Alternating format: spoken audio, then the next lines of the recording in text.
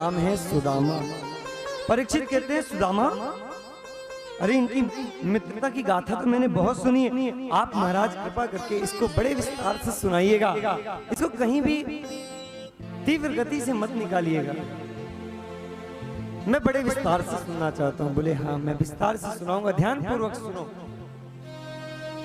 जब शांदीपनी मुनि के आश्रम में उज्जैन में भगवान अध्ययन करने गए तब वहां मित्रता हुई सुदामा जी से। भगवान सुदामा बड़े ज्ञानी थे, ब्राह्मण थे और इतने सात्विक ब्राह्मण कि पूरे दिन में केवल 5 घर भिक्षा ग्रहण करते थे, केवल 5 घर। यदि 5 घरों में भिक्षा ना मिले ना, अगर 5 घरों में भिक्षा ना मिले तो निश्चित रूप से वो उस दिन भोजन नहीं करते। सुदामा ऐसे मित्र थे कि वो भगवान के प्रति अपार श्रद्धा रखते थे। श्री कृष्ण हे कृष्ण हे कृष्ण निरंतर जप करते थे भगवान श्री कृष्ण। 5 घर से भिक्षा ग्रहण करके अपना जीवन यापन करते थे। अपनी पत्नी के साथ बड़ा सकुशल जीवन व्यतीत कर रहे थे।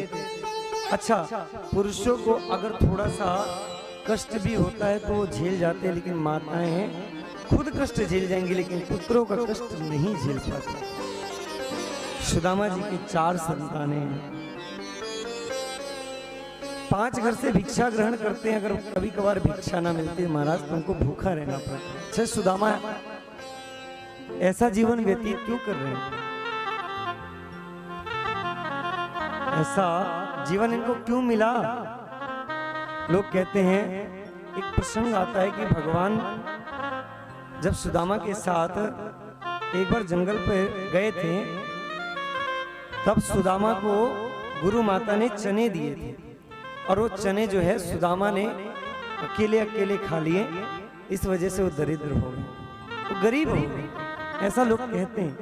परंतु वास्तविकता पता है आपको क्या है? भगवान श्री कृष्ण त्रिलोकी राजा है और जब वो सुदामा जी चने लेकर के आए थे, वो चने श्रापित चने थे।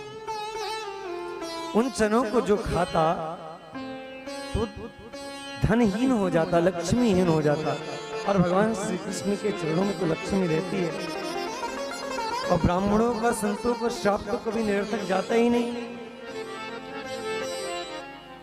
यहां तक कि भगवान को अगर ब्राह्मणों ने श्राप दे दिया तो भगवान को पृथ्वी लोक में जन्म लेना पड़ा। जिन ब्राह्मणों को भगवान ने बनाया उन्हीं को जन्म लेना पड़ा। ब्राह्मण कुपित हो जाता है तो महाराज भगवान से लड़ करके चला आता है। तो सुदामा जी जानते थे कि ये जो चने हैं ना, श्रापित चने हैं, अगर ये श्रापित चने भगवान खा लेंगे तो भगवान भी धनहीन हो जाएंगे। और अभी कहानी तो बहुत लंबी है, अभी कथाएं तो बहुत लंबी करनी है इन्हें। तो जब इनको त्रिलोकी राजा बनना है, इनको बड़ी बड़ी अभी प्रसिद्धि प्राप्त करनी है, अगर इन्होंने चने खा लिए तो दरिद्र हो जाएंगे, धनहीन हो जाएंगे, इसलिए इन चनों को मैं अकेले ही खा लेता हूं। तो महाराज सुदामा जी ने मित्रता के कारण वह पूरा श्राप वाले चने अकेले ही खा लिए, क्योंकि एक भी दाना मेरे आराध्य देव मेरे प्रभु ना खा। ये मित्रता की मिसाल है, ये भगवान की मित्रता है। और उसी श्राप के कारण सुदामा जी के पास आज धनहीन हो गए हैं, धन नहीं है। सुदामा जी की जो धर्म पत्नी थी बहुत ही सुशील, बहुत ही सुशील, उनका नाम ही था सुशीला। यथा नामो तथा गुण, जिसका जिसका नाम होता है उसका उसी प्रकार से गुण होता है। कि किसी का चिंकी पिंकी चिंटू मुंटू नाम रखोगे तो उसका उसी प्रकार से गुण आएगा महाराज। पहले नाम कैसे होते थे? दशरथ, राम, कृष्ण, विद्याधर, रमाकांत, परमानंद, गौरांग, ये नाम है आशीष, कितना सुंदर नाम है, कितना सुंदर सुंदर नाम है।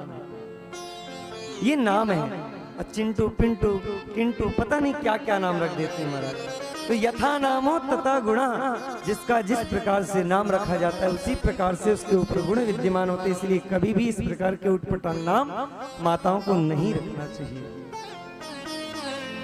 सुदामा जी की जो धर्म पत्नी थी सुशीला, बहुत ही ज्यादा सुशील, धर्मज्ञ, कर्मनिष्ठ, पतिव्रता स्त्री थी। उनके घर में 4 बालक थे। महाराज 5 घर में भिक्षा मांगने जाते हैं, 5वें से 6वें घर पे प्रवेश नहीं करते और मिलता जो तो लेकर के चले आते हैं। और लेकर के आने के बाद यदि उस घर के पास यदि कोई जानवर आ जाता, कोई गाय आ जाती, तो उसको सर्वप्रथम प्रसाद पवाते, खुद नहीं पाते, पहले अतिथि को पवाते। गाय आ जाती तो गाय को पवाते। महाराज बड़ा कष्ट में जीवन व्यतीत हो रहा है। कभी तो 5 घर से भिक्षा मिलती तो उस दिन का पेट भर जाता, और कभी उनको भिक्षा ही नहीं मिलती तो भूखे सोना पड़ता। आपको बताऊं मैं, सुदामा जी प्रत्येक दिन भिक्षा लेने के लिए जाते हैं, और कभी 1 घर से कभी 2 घर से भिक्षा लेकर के आते हैं।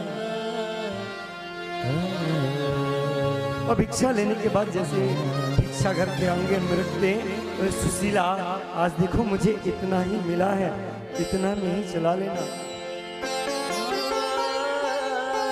सुशीला मैया आग जलाती, आग जला करके जो प्रसाद मिलता बनाती, अपने बालकों को खिलाती, पूरा प्रसाद बालकों को खिला देती।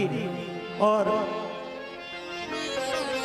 सुदामा जी और उनकी धर्म पत्नी जब कुछ नहीं बचता तो जल पी करके सो जाती थी।